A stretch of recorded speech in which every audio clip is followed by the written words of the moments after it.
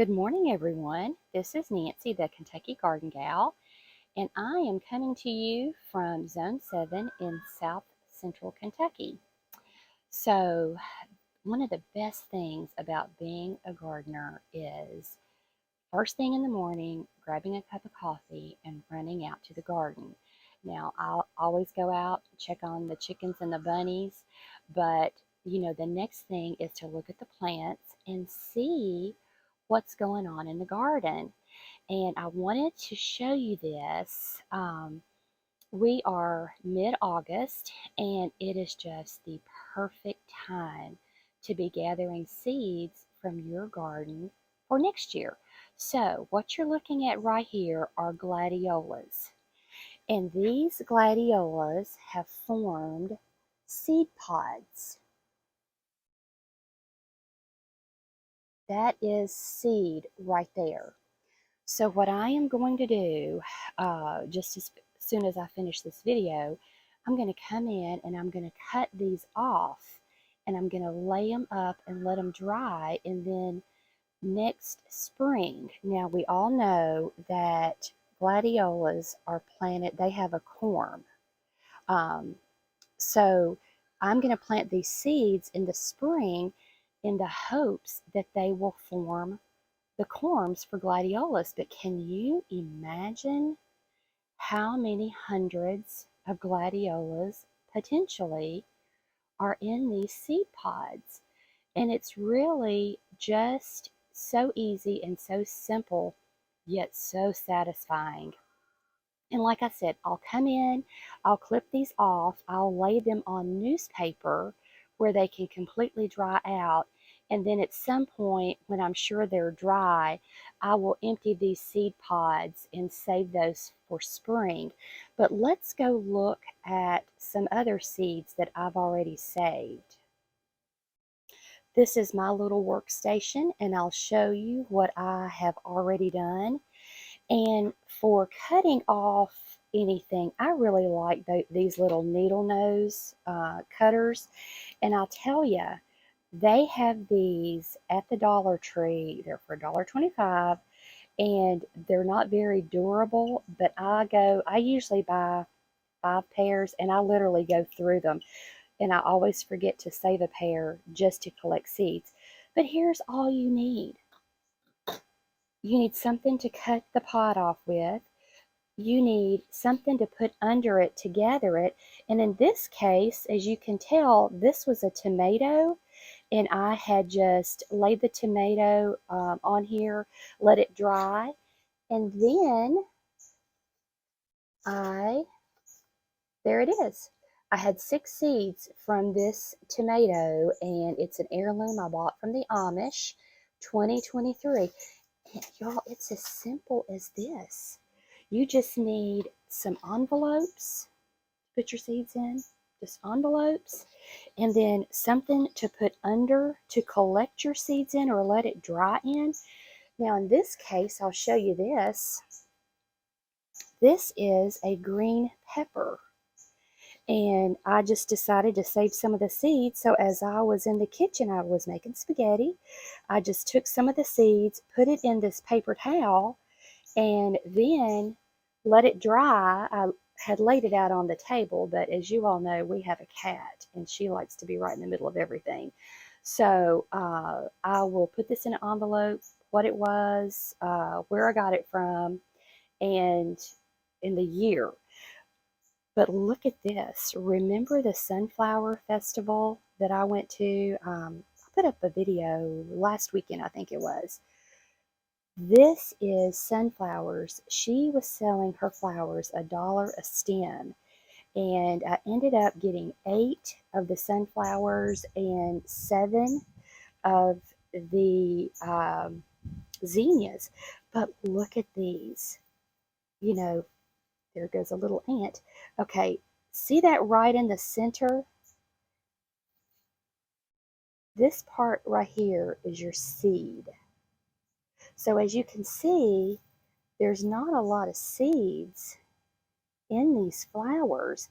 But what I will do with these, since these still have color to them, I will put these in individual envelopes and put the color on them and the year and where they came from. But these are absolutely huge zinnias, and they're actually a better stock than what I currently have. The same with the sunflowers. I will let these dry, and then there were three different kinds, and I think I got two of each kind. I believe that's right. But I'll sort these and keep these together. That way I have my seeds together. Now, it's important that you let your seeds dry. And as you can tell, this was something that cookies came in. I like the little shortbread cookies, and I thought, oh gosh, that's just perfect for gathering seeds in. Sometimes just, whatever you need to put under the plant or to lay it out. Now here I have coneflower seeds, and I am trying to improve my stock. So for many years, I would just go out and gather everything. Now I am trying to be more selective and have better and stronger plants. So I am looking for the better looking seeds. This is the pink hibiscus. The little seeds are right in there. But, I garden. I was thinking about this the other day. I think I gardened for probably 25 years before I got the courage to grow things from seed. And then once I did it, now did I have success at first? I don't think I did. I may have had just a little bit, but all I needed was one plant. All I needed was one plant to know, yes, you can grow from seed. And so that is how I grow now. I think I told you earlier, I believe I spent $20 on annuals plus another 15 for these flowers. But look at all the seeds. I mean, it's just crazy. Look at what I have already. The red salvia, sweet peas from my garden, the tomato. Oh, that's upside down. Cantaloupe. Um, this is a purple flower I got from the Amish. I think it's a straw flower, but I'm not certain. And they just gave that to me. Watermelon, more cantaloupe. And then these are the seeds from our friend Karen in CD Hollow.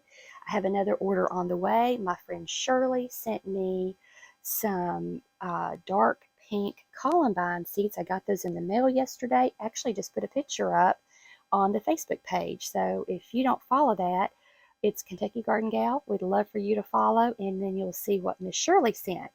Now, I also wanted to show you, it is so easy to start basil. I just simply went out, cut some of my basil off. This has been in here 2 days, I think.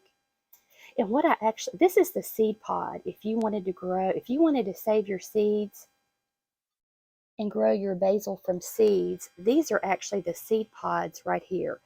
I don't do that simply because I can make so much basil by cutting them off and propagating them in water, and then I just keep doing it over and over and over. You see here, there's some tomatoes in here. Look right down in here. Oops, there's my finger. This is a beautiful shrub that I stopped on the side of the road and picked up. And as you can see, it's doing great. It's doing great. This is what this is. This is a yellow bird magnolia that I found on eBay. And I had it in the house. I forgot to water it. It scared me to death. I think I paid $12 for that. But it's coming back. I didn't kill it, so I'm so grateful for that. This is a night blooming cereus that I had rooted and started. So just all kinds of things. You can have more and more and more plants once you get the nerve to just start venturing out to your garden. If you aren't growing a lot, maybe you have a friend that would let you come over and gather seeds.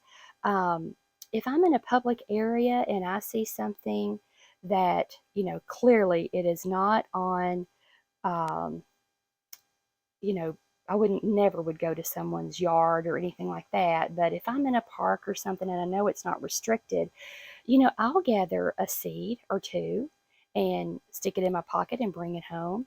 You just don't ever know, what you're going to have when you grow from seeds.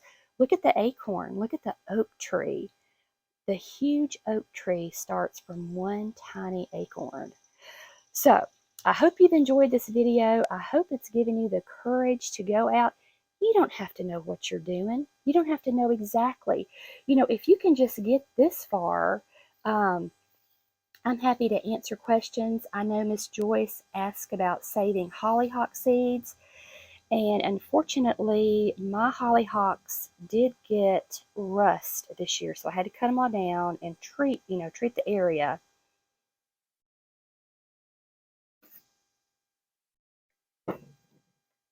And this is what I used right here. That's really good to have on hand. I think I paid $12 for this, which I'll keep this, for years. But black spot, powdery mildew, downy mildew, and early blight. And then, of course, the rust.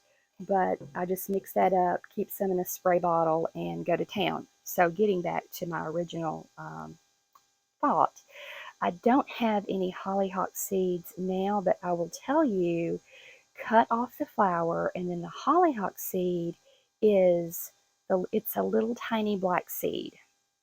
And the most important thing when you are saving your seeds is to make sure that they dry out completely.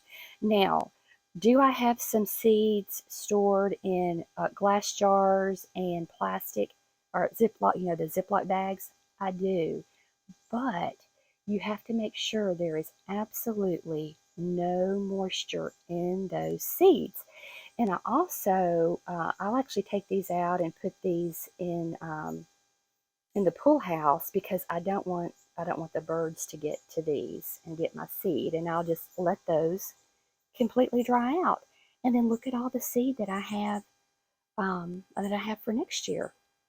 It's fun and it's very satisfying to grow from seed. And um, if you haven't done that yet, I would encourage you to do it. And this fall, we are going to be sowing a lot.